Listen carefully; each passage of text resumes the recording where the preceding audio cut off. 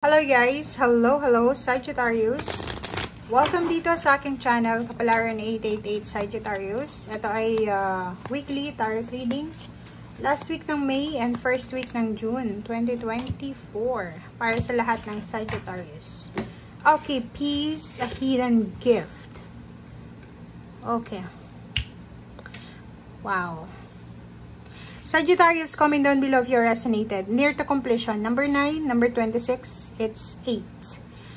Sinasabi ng Barasir dito, Sagittarius, na for this week, posibleng kung may mga lungkot kang nararamdaman, disappointments, pain, heartaches, or kano pa man, posibleng matapos na ito.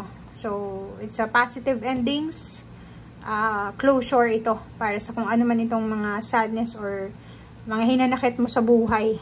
And then, kapalit niyan, may magsisimula sa buhay mo. Okay? So, ano man itong rason ng kalungkutan, rason ng kawalan, ng kahirapan, ay posibleng ma-resolve mo this week. And then, may magsisimula na pwedeng magdala sa iyo ng peace and harmony. Okay?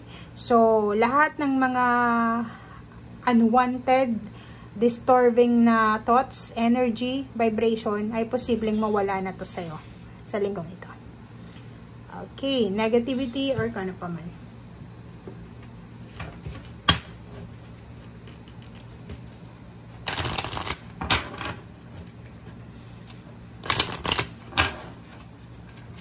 Okay, Sagittarius. Okay. Next card natin is keep moving forward, 'di ba? So 'yun. Sinasabi ng Barasir dito sa Sagittarius na huwag mong isuko kung ano yung gusto mong mangyari sa buhay mo na positibo. Itong new beginnings na to. Keep moving forward. Sinasabi ng barahan na bibigyan ka ng pagkakataon ng universe sa linggong ito na maayos kung ano yung dapat maayos sa buhay mo. Makapagsimula sa dapat simulan. And then, makuha yung dapat makuha. Okay? So, keep moving forward. Ito na yung ito yung pagkakataon mo para i-reclaim mo yung power mo. Diba? Ibalik mo yung dating ikaw. Yung masayahin na Sagittarius, yung positive na Sagittarius, yung peaceful na Sagittarius, yung masipag na Sagittarius. Okay?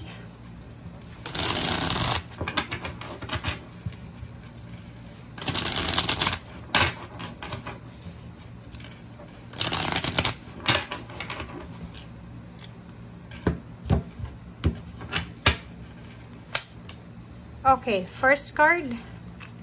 Second card. Alam mo yung baraha, paulit-ulit lang Ang daming baraha pero ito yung lumalabas sa linggong ito. Okay. Sagittarius.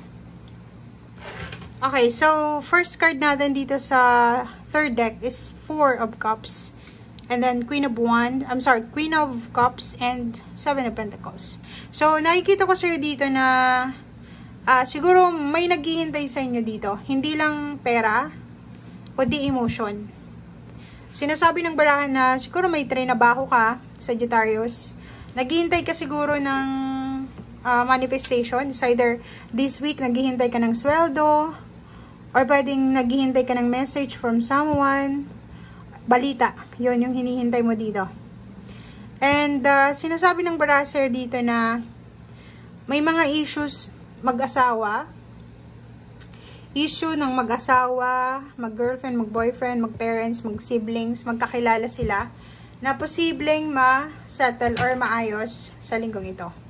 So, be patient guys, lalo kung may naghihintay sa inyo ngayon ng sweldo, or lump sum, or kung ano man tong messages, okay? And make sure na magpahinga tayo. Magpahinga tayo paminsan-minsan, lalo na sa linggong ito. Kasi parang nakikita natin dito, sobrang workaholic nyo Wala kayong ginawa kundi magtrabaho ng magtrabaho. Good news, may balita ditong matatanggap kayo. Maraming balita, maraming information, clarifications, sagot, answers. Lalo na doon sa problema mo sa pera. 'Di ba? So, yun na nga, etong dalawa, Seven of Pentacles and then Four of Cups, pwedeng naghihintay ang dalawang taong nagmamahalan. Mag-asawa, mag-boyfriend, mag-girlfriend, mag-partner, mag-live-in partner. Naghihintay sila ng messages, naghihintay sila ng pera. And dito naman, sinasabi na makakatanggap ka ng mensahe. Matatanggap mo yung message, yung sagot, clarification, confirmation, lalo na sa usaping pera. If may mga health issues kayo, matatanggap mo yung confirmation from the doctor. Parang mga ganun, medical tests. And sinasabi ng baraha sa'yo dito na may mga ginagawa ka sa ngayon, may mga trabaho ka, negosyo, or pwedeng mga pinagkakaabalahan na kailangan mo munang ibaba.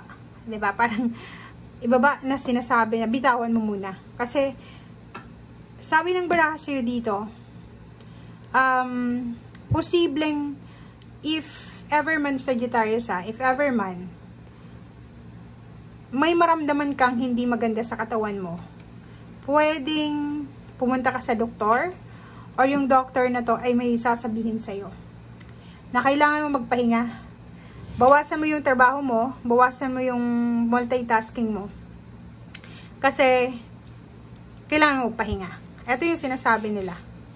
Magpahinga, huwag mong ipilit yung pag-multitask kung hindi kaya ng katawan mo. Oh, 'di ba? Four of Swords. Sinasabi ng baraha, ilang beses ka nang nag-attempt. Ilang beses ka nang nag-try na magpahinga. Ilang beses ka nang nag-try magbakasyon. Ilang beses ka nang nag-try mag-resign. Ilang beses nang basta maraming beses mo nang hindi tinutuloy, hinahang mo lagi. Etong Four of Swords na to. So sabi ng baraha sa'yo, ituloy mo na. Kung isa kang OFW, isa kang manggagawa sa Pilipinas, nagnenegosyo na wala kang pahinga, every day nagtatrabaho, every week, every month, every hour. Sabi ng baraha sa'yo dito, ituloy mo na yung pagpapahinga. Okay? Rest, meditate, rejuvenate, spend time alone, spend time sa nature, relax. Yun yung sabi ng baraha. And hindi ka mapakali dito diba? Parang sinasabi ng baraha na gusto mong magpahinga pero hindi mo magawa. 'Di ba? Nine of Pentacles. Ay dito ko sa'yo dito na may mga Sagittarius na sobrang dami yung pinapangarap sa inyong buhay. Ang dami yung pangarap, ang dami yung gustong matupad, maabot. Hindi kayo makatulog Parang ang hirap-hirap sa inyo, Sagittarius, na magpahinga. Diba? Kahit magbakasyon, isang beses lang sa isang buwan, hindi nyo yun gagawin kasi nanghihinayang kayo Diba? Sayang yung pera Diba? Sayang yung pera, sayang yung ganito-ganyan. So, nakikita natin dito, may mga Sagittarius na kahit may sakit, kahit mayroon silang, hindi sila nakatulog sa gabi, hindi sila nakakain, magtatrabaho talaga sila ng magtatrabaho. Nakikita ko sa'yo dito, Sagittarius, na excited ka. Parang isang Sagittarius ang excited para sa isang family events, family celebration, either graduation, reunion, or pwedeng kaya ka sobrang workaholic kasi kailangan mag-ipon ng pera, kasi gusto mong umuwi ng probinsya or umuwi sa pamilya mo para sa isang okasyon. So, nakikita natin dito yung excitement. Excitement, kaso lang, yun na nga. Merong Empress and meron na the Devil. So, yun ang problema sa'yo dito. Ang sabi ng baraha sa'yo dito, make sure na i-prioritize mo ang health mo sa linggong ito. So, ibig sabihin, kailangan mong bigyan ng 101% itong sinasabi ng baraha na huwag mong baliwalain yung pagpapahinga. Huwag mong baliwalain yung pag-control, yung moderation sa pagkain, lalo na kung bawal ka sa matamis, sa maanghang, sa mamantika, bawal kang kumain ng marami, parang ganun. So, sinasabi ng baraha sa'yo dito na Empress card, hindi batayan ng success yung maraming pera ka. Ang Empress card is sinasabi na take care of your health. Take care of your health, physical health, mental health, emotional health, lalo na yung spiritual health, and minsan yung financial health. Pero sa kalagayan mo sa ngayon, kasi meron ditong 5 of Pentacles, merong Empress, tapos meron ka ditong tawag dito, nakahang na, reverse na hangman.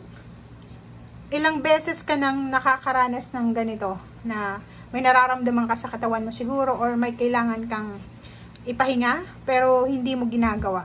So, makinig ka sa katawan mo, makinig ka sa sinasabi ng intuition mo. Okay? So, thank you guys, and see you again.